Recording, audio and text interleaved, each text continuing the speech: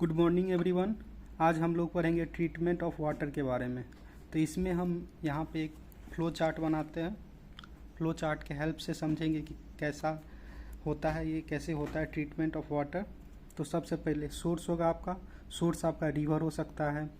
तो उस ये वहाँ पे रो वाटर होगा और उस रो वाटर को हम फिर उसका क्वालिटी चेक करेंगे। उसमें से आपका फिजिकल, केमिकल और बायोलॉजिकल चेक करके वाटर का कैसा क्वालिटी है वो चेक कर लेंगे। उसके बाद हम उसको वाटर ट्रीटमेंट प्लांट में ले जाते हैं और वहाँ पे हम मेनली यहाँ पे स्क्रीनिंग करते हैं, एरिएशन करते हैं, सेडिमेंट। उसके बाद हम सेडिमेंटेशन टैंक में उसको रखते हैं। आपका सेडिमेंटेशन टैंक जो होता है वो दो टाइप का होता है, एक आपका प्लेन सेडिमेंटेशन टैंक और दूसरा आपका कोगुलेशन एंड फ्लोकुलेशन। इसमें करते क्या है, हम मेनली स्क्रीनिंग में हम जितना भी हैवी मटेरियल है उसको हम रिमूव कर देते हैं और एरिएशन में हम करते हैं कि आपका जितना भी डिजॉल्व सॉलिड है उसमें उसको रिमूव कर देते हैं। और सेडिमेंटेशन टैंक में आपका दो टाइप आपको बोले थे, एक प्लेन सेडिमेंटेशन और दूसरा आपका केमिकल। तो प्लेन सेडिमेंटेशन में करते हैं कि ग्रेविटी के कारण जो अपने आप सेटल हो जाए आपका सस्पेंडेड सॉलिड, उसको हम प्लेन सेडिमेंटेशन बोलेंगे। और आपका जो आपका बहुत छोटा छोटा सस्पेंडेड पार्टिकल होता है उसको हम केमिकल ऐड करके उसका साइज बड़ा कर देते हैं। उसके बाद वो ग्रेविटी के कारण नीचे आ जाता है, उसको हम कोगुलेशन एंड फ्लोकुलेशन बोलते हैं। उसके बाद हम लोग फिल्ट्रेशन करते हैं। फिल्ट्रेशन में करते हैं क्या कि अब जो भी मेरा सस्पेंडेड सॉलिड बचा रहेगा उसको भी हम फिल्ट्रेशन के हेल्प से रिमूव कर देंगे। उसके बाद आपका आता है सॉफ्टनिंग प्रोसेस। सॉफ्टनिंग में आपको वाटर के अंदर जो भी हार्डनेस प्रेजेंट है उसको रिमूव करेंगे। उसके बाद आपका अगला प्रोसेस है डिसइंफेक्शन। इसमें वाटर के अंदर जो भी आपका हार्मफुल बैक्टीरिया है उसको रिमूव किया जाता है। उसके बाद आपका मिसलेनियस ट्रीटमेंट किया जाता है। तो सबसे पहले हम पढ़ेंगे स्क्रीनिंग के बारे में कि स्क्रीनिंग कितने टाइप के होते हैं, स्क्रीनिंग में क्या क्या होता है। तो स्क्रीनिंग का आपका दो टाइप होता है। पहला है आपका कोर्स स्क्रीनिंग और दूसरा है आपका फाइन स्क्रीनिंग। अब कोर्स स्क्रीनिंग किसको बोलते हैं और इसमें करते क्या हैं हम लोग? कोर्स स्क्रीनिंग में करते हैं कि जो भी आपका हैवी सॉलिड है उसको हम रिमूव करते हैं। इसके एग्जांपल है आपका प्लांट, डेब्रीज, एनिमल। ये आपके क्या क्या हम हैवी सॉलिड रिमूव करते हैं, इसके एग्जांपल है। कोर्स स्क्रीनिंग को हम लोग बार स्क्रीनिंग भी बोलते हैं क्योंकि इसमें हम जो यूज करते हैं हैवी सॉलिड को रिमूव करने के लिए वो बार यूज करते हैं। इसको एक पिक्चर के हेल्प से समझते हैं कि करते क्या है इसमें हम। ये आपका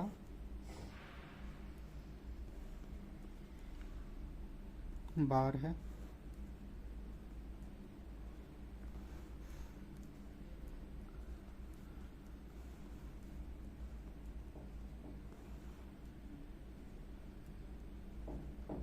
तो करते क्या, ये इस बार से वाटर आपका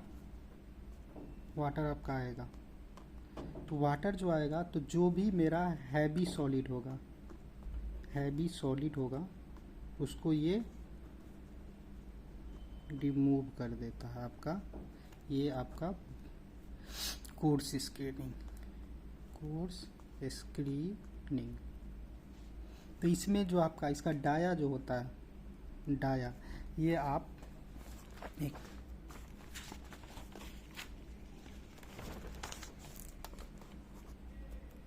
इस बार का डाया हम लोग 10 से लेके, इसको डी से 5 से डिनोट करते हैं। 5 आपका 10 से लेके 25 mm के बीच रखते हैं। और इसके सेंटर से और इसके सेंटर के बीच का जो स्पेसिंग होता है आपका, वो स्पेसिंग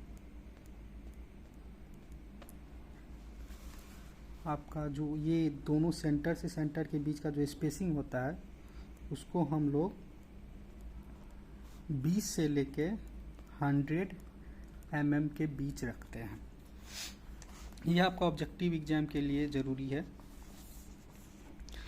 अब इससे आगे हम पढ़ेंगे कि angle of inclination with horizontal के साथ हम लोग जो बार प्रेजेंट है उसको एक एंगल पे इंक्लाइन करते हैं। वो एंगल आपका 40 से 60 डिग्री के बीच में रहता है।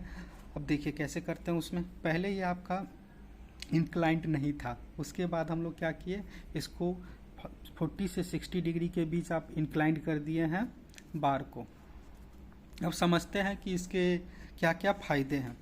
तो पहला फ़ायदा आपका ये होता है कि इससे आपका एरिया ऑफ फ्लो इंक्रीज कर जाता है, जिसके जब आप इसको एक एंगल पे इंक्लाइन करके रखते हैं बार को। और दूसरा आपका फ़ायदा है कि इसके कारण जो होता है आपका वेलोसिटी जो है डिक्रीज कर जाता है, जिससे होता है कि आपका इफ़िशियंसी ऑफ क्लीनिंग जो होता है वो मैक्सिमम हो जाता है। अब इस दोनों जो बोले हम इसके एडवांटेज हैं, ये इसको हम प्रूव करते हैं।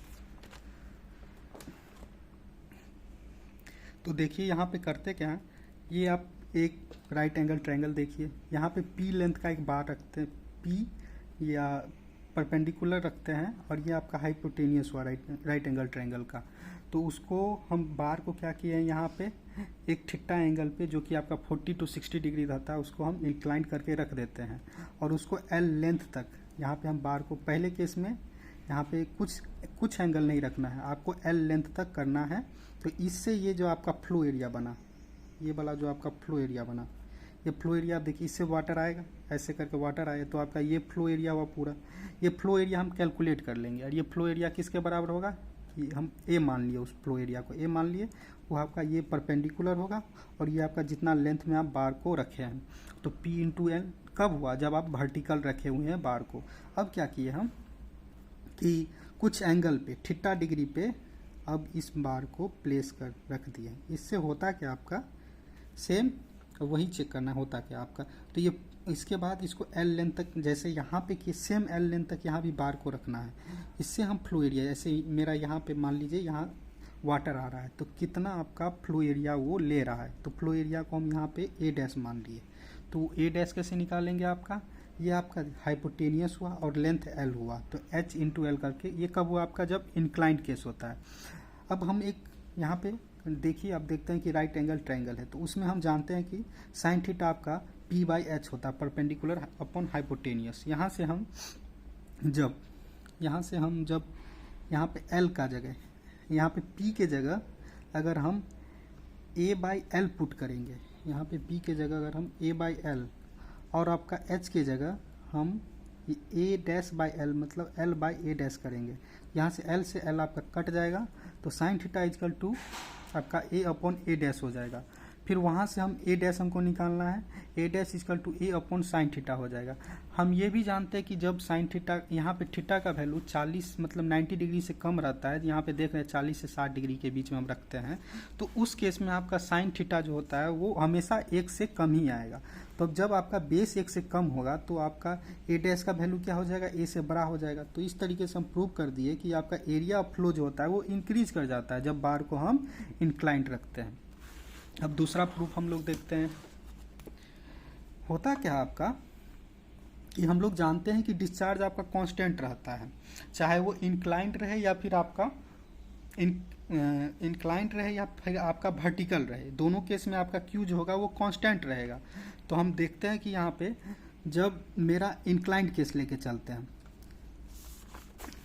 एक पिक्चर से देखते हैं। यहाँ पे हम इंक्लाइंड रख दिए बार को, फिर इंक्लाइंड रख दिए बार को थीटा एंगल पे। तो यहाँ पे जो आपका Q जो कांस्टेंट है उसको हम जानते हैं कि Q बराबर हम जानते हैं एरिया इनटू वेलोसिटी। यहाँ का जो एरिया है वो ए डैश मान लेंगे, Q क्योंकि आपका कांस्टेंट है। तो अगर आपका ए डैश इंक्रीज कर गया है, ये आपका इंक्रीज कर गया है, तो वेलोसिटी आपका क्या होगा, डिक्रीज कर जाएगा। देखिए यहाँ देखते हैं कि यही हम लिखे हैं कि वेलोसिटी डिक्रीज कर जाता है, वेलोसिटी ऑफ फ्लो जो है वो आपका डिक्रीज कर जाएगा, क्योंकि यहाँ Q आपका कांस्टेंट रहेगा, ए डैश एरिया आपका इंक्रीज कर जा रहा है, जिसके कारण वेलोसिटी डिक्रीज। वेलोसिटी डिक्रीज होने से फायदा आपका है कि क्लीनिंग करने में आपका जो इफिशियंसी है वो आपका इंक्रीज कर जाता है। क्योंकि देखिए अगर ज़्यादा आपका वेलोसिटी रहेगा तो बहुत सारे जो हैवी सॉलिड है वो स्क्रीन के थ्रू पास भी हो सकता है। यही आपका अगर वेलोसिटी कम रहेगा तो वो स्क्रीन पे ही प्रेजेंट रहेंगे, जिससे आपका क्लीनिंग का एफिशिएंसी आपका इंक्रीज हो जाता है। यही लिखे हैं। दूसरा आप एक यहाँ पे एक और कॉन्सेप्ट समझते हैं जो कि हेड लॉस के बारे में है। हेड लॉस होता है क्या आपका, इसका फार्मूला मेनली होता है आपका HL equal to 0.0 0729 V square minus U square. इसमें होता क्या आपका, ये जो आपका भी होता है, ये जो यहाँ पे पिक्चर के हेल्प से समझते हैं कि ये आपका u था। u आपका होता है कि वेलोसिटी ऑफ अप्रोच, और v आपका होता है velocity of water through screen. इसमें v और u को समझते हैं। u आपका होता है कि किस वेलोसिटी से आपके स्क्रीन को अप्रोच कर रहा है वाटर, और v आपका होता है कि स्क्रीन के थ्रू किस वेलोसिटी से आपका वाटर चल रहा है, ये मतलब वेलोसिटी उसका क्या है। तो इस दोनों में वेलोसिटी में डिफरेंस होगा, जिसके कारण आपका हेड में लॉस हो जाएगा, एनर्जी डिफरेंस होगा। वही हेड लॉस को कैलकुलेट करते हैं हम लोग। ये फार्मूला होता है आपका, अभी देखें हम लोग 0.0729 V square minus U square. तो यहीं तक, और इससे आगे हम पढ़ लेते हैं आपका फाइन स्क्रीन के बारे में। ये इतना इम्पोर्टेंट नहीं है, लेकिन थियोरेटिकल नॉलेज के लिए अच्छा है, आप एग्जाम में लिख सकते हैं थियोरेटिकल एग्जाम में। तो इसमें होता क्या आपका कि हम सिर्फ पहले कोर्स स्क्रीन में सिर्फ इंक्लाइंड रख रहे थे और वर्टिकल रख रहे थे, लेकिन इस केस में क्या करते हैं हम लोग, ऐसे दोनों साइड से करते हैं। इससे आपका होता क्या है कि स्पेसिंग जो होता है बिटवीन टू बार वो कम हो जाता है, जो कि आपका 5 से 10 mm के बीच में होता है। इससे होता क्या है आपका फाइन स्क्रीन में, देखिए लिखे भी है, in fine screen frequency of clogging and choking is more.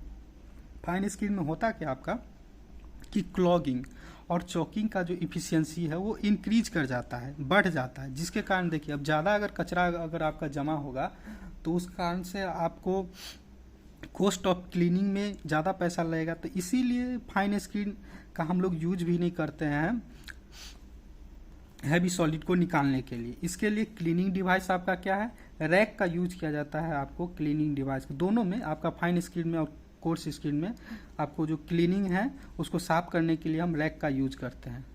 तो यही है बच्चों, आपका यहीं तक था आपका फाइन स्क्रीनिंग और कोर्स स्क्रीनिंग के बारे में। इससे आगे हम लोग पढ़ेंगे एरिएशन के बारे में, जो कि अगले लेक्चर में होगा। Thank you.